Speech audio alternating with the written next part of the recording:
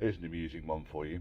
So this is a set of CD2 carbs that I'm rebuilding for a customer, and he was having terrible problems with these carbs. So as you can see, I've given them a good old clean. I had a couple of problems. This carburetor, which is the passenger side carburetor on a Rover V8 on a Range Rover, the dashpot was stuck, and I thought, well, that's interesting. Anyway, I found the root cause of why the dashpot was stuck. Look at the jet. The jet's bent. The fuck? So the needle wouldn't have gone into that. So this carburetor was always running rich with the dashpot at the top.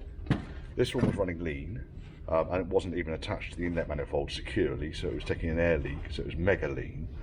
So it's no wonder he was having problems with them. So I'll replace the jets in these, I think. The kits, the Zenith kit, comes with new jets anyway. So I'll just fit those in. Now, there's conflicting information on how deep the jet needs to go. A lot of people seem to measure from the, because it's stepped, there's a shoulder and then there's a step on the inside.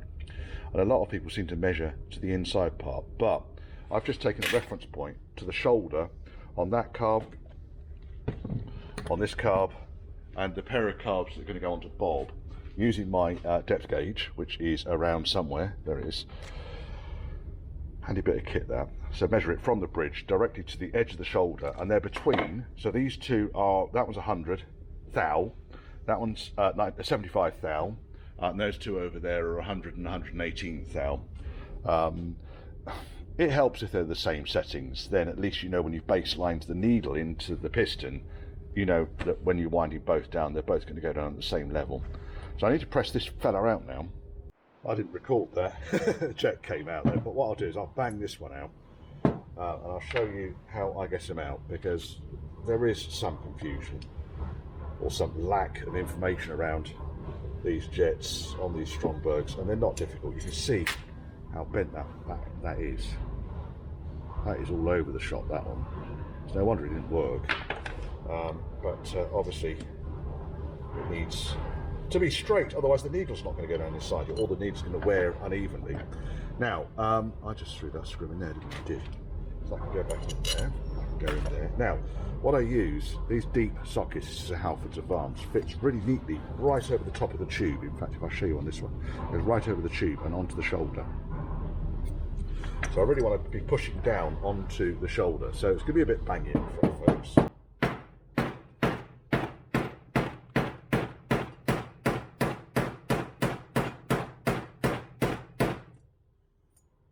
Almost down.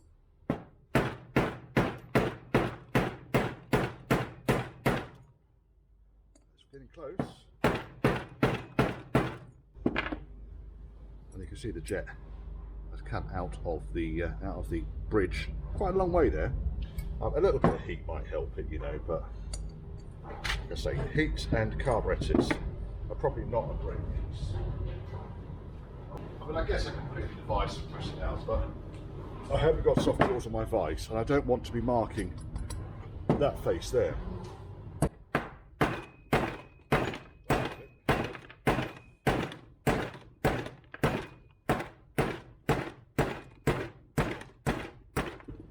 Go. Watch it. That one got bent as I was hammering it, but you can see it's bent up here. Now, there's a good reason why I didn't want to do that, because there's quite a lot of fuel come out that was trapped in there. And I don't quite know how it was trapped in there, but it was trapped in there. Now when it comes to putting these back in again, I'll need to find a drift that's the same diameter as that, and then push them down. Now I really want to press them back in again, because they need to go down. And what I do is I use my depth gauge here, and I'll measure them down to, so that the information that I get is that the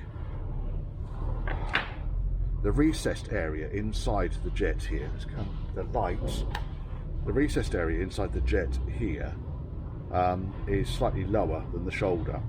Okay, some people measure to that recess, but my depth gauge, my depth gauge measures to the shoulder, because it's not quite small enough on the tip there. I could file it down, but what's the point of wrecking at all? So I reckon that when I pulled these out, these two, so one was 100 thou below the deck, below the bridge I should say, and that's the bridge, that bit there.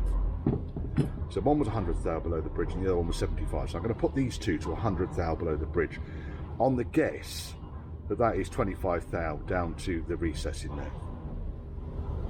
The instructions that came with, very comprehensive instructions kit here from Zenith with all the parts and everything. It says on carburetors with fixed jets, which is what I've got here, the old jet should be pressed out and a new jet pressed in so that the top of the jet is below the bridge, i.e. the part on which the piston rests at the bottom of the stroke, by the same amount as the old jet. There you go. Jets are in. So I had to press them in using the hydraulic press in the end. There's no way could I get it to work properly. Any other way, no G-clamp, nothing was going to get that down the way I wanted it to go down. They're exactly the same depth as they were, which is 100th thou. Now if I can show you roughly how I did it with the press, we'll wander out here into the noisy part. Oh, it's going all over the place now. Here we go. Right. So basically, put that over the bottom end of the carburetor, drop the carburetor down, put that, which is exactly the same diameter as the jet, on the top, and because my press takes a lot of effort, it was a massive bullseye. I didn't bother videoing it because I was just tempting myself, just lining myself up for failure. Did a test run with the old jet and it worked beautifully, so I was able to press the new jet in without any problems at all. Old jet. All the way back now. 10% battery remaining, but changed the battery, haven't I? And then it's sort of, I pushed it in a little bit too far, measured it, and then just popped it back again, because it's easier to push it back out again than it was to push it into place in the first place. That's done. The other carb is up here, just awaiting its nuts and gaskets and so forth mounted back onto the manifold. And we're a step closer to getting this fella started.